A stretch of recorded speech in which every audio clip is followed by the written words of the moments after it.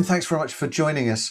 You're obviously a fund manager there at Premier Miton. Just give us, for those who don't know, I suppose, a quick overview of the company and the areas that you're investing in, Jim. Premier Miton is a UK-based asset manager. We're quoted on the London Stock Exchange, and we run approximately £14 billion of assets across multiple asset classes.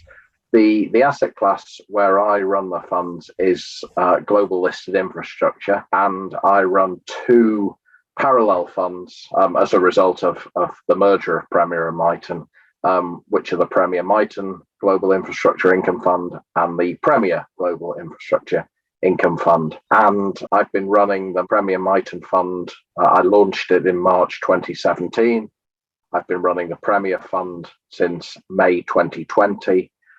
They're very much aligned, and we invest in infrastructure equities around the globe. A challenging time in many ways for the markets over the last 12 to 18 months. What have you been seeing there, particularly in the infrastructure markets? The experience of the fund has been pretty good, and we've delivered exactly what we say we would to investors: a stable, relatively low volatility equity fund with a stable and now growing dividend yield.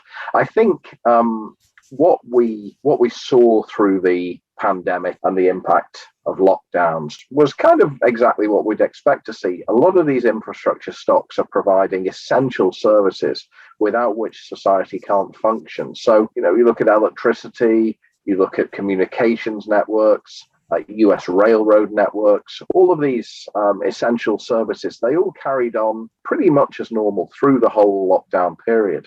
I guess the one area which was different was transport infrastructure, and particularly the transport of people.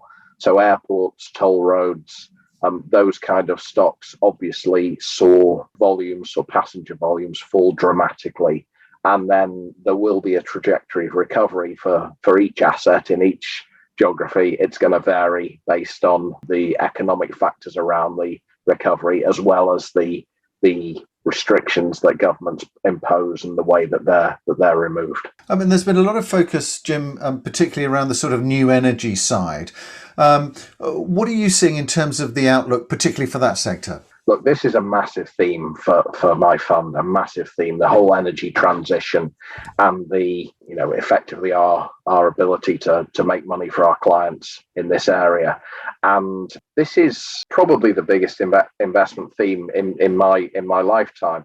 The move to decarbonize the jet power generation sector through to decarbonizing transportation, electric vehicles, etc., decarbonizing heating, business heating, home heating, etc., and all of those impacts on the property sector. We see multiple ways that we can invest in this area, from generation through to the electricity grids, etc., through to growing technologies, I should say, such as hydrogen. How important are areas like carbon capture, Jim, in terms of this particular area? There is no doubt that as we move from a largely fossil fuel grid to a largely renewable grid, that takes time. And as part of that transition, we still need gas-fired generation. But gas-fired generation is cleaner than coal, but you still have carbon emissions.